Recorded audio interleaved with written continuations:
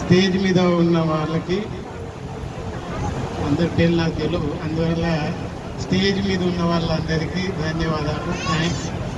తర్వాత స్టేజ్ ముందున్న వాళ్ళు, లేడీస్ అండ్ జెంటిల్మెన్, సందర్భము దినము ముఖ్యంగా నేను చెప్పాల్సుకునేది అంటే ఈ దినం ఇంపార్టెన్స్ అంబేద్కర్ జయంతి. అసలు అంబేద్కర్ జయంతి రోజు ప్రమాణ స్వీకారం చేయాలనే ఆలోచన వచ్చినందుకే మిమ్మల్ని నేను అభినందిస్తాను. తర్వాత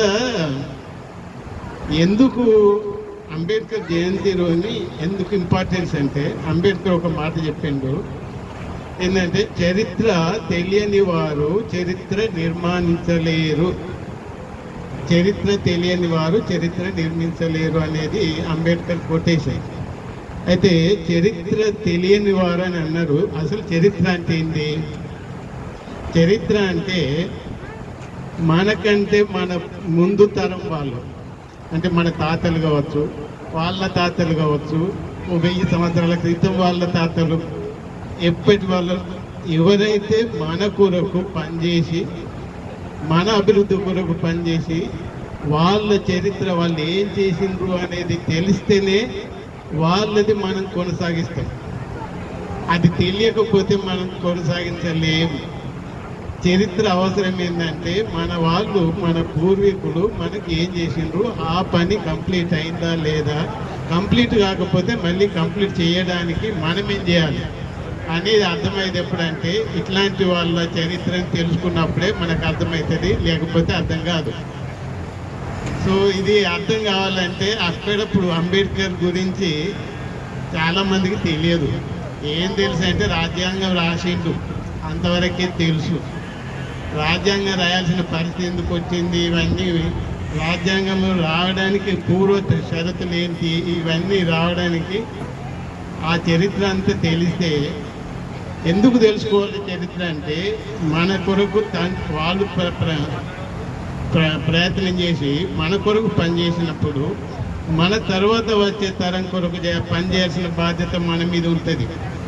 అంటే రేపటి తరం, ఇవాళ మన మనవాళ్ళు ఉన్నారు, మన పిల్లలు ఉన్నారు, వాళ్ళని బాధ్యత, వాళ్ళు మనకంటే ఉన్నతంగా బ్రతకడానికి కావాల్సిన పరిస్థితులు ఎట్లా తెలుస్తాయి, ఏం చేస్తే వాళ్ళు ఇంకా మనకంటే మంచిగా బతుకుతారు అనేది తెలుసుకోవడానికి కొరకే ఇట్లాంటి గొప్ప వ్యక్తుల జీవిత చరిత్రలు తెలుసుకోవాల్సిన అవసరం ఉంటుంది.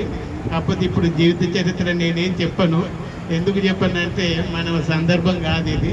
కాకపోతే నెక్స్ట్ అంటే సందర్భం ఎప్పుడొస్తే అప్పుడు ఇలాంటి విషయాలు తెలుసుకోవడానికి మనము కాలనీ తరపున కాలనీ సభ్యులందరికీ నేనేం రిక్వెస్ట్ చేస్తానంటే, అంబేద్కర్ జయంతి ఒకటే కాదు, మనకు పనిచేసిన వాళ్ళు చాలామంది ఉన్నారు. వాళ్ళ జన్మదినాలు, వాళ్ళ కార్యక్రమాలు ఆ సందర్భం వచ్చినప్పుడల్లా ఇట్లా మీటింగ్ పెట్టుకొని వాళ్ళ గురించి కొంత తెలుసుకుంటూ వస్తే మనము మన రాబోయే తరాల గురించి మనము ఏమన్నా చేయగలుగుతాం.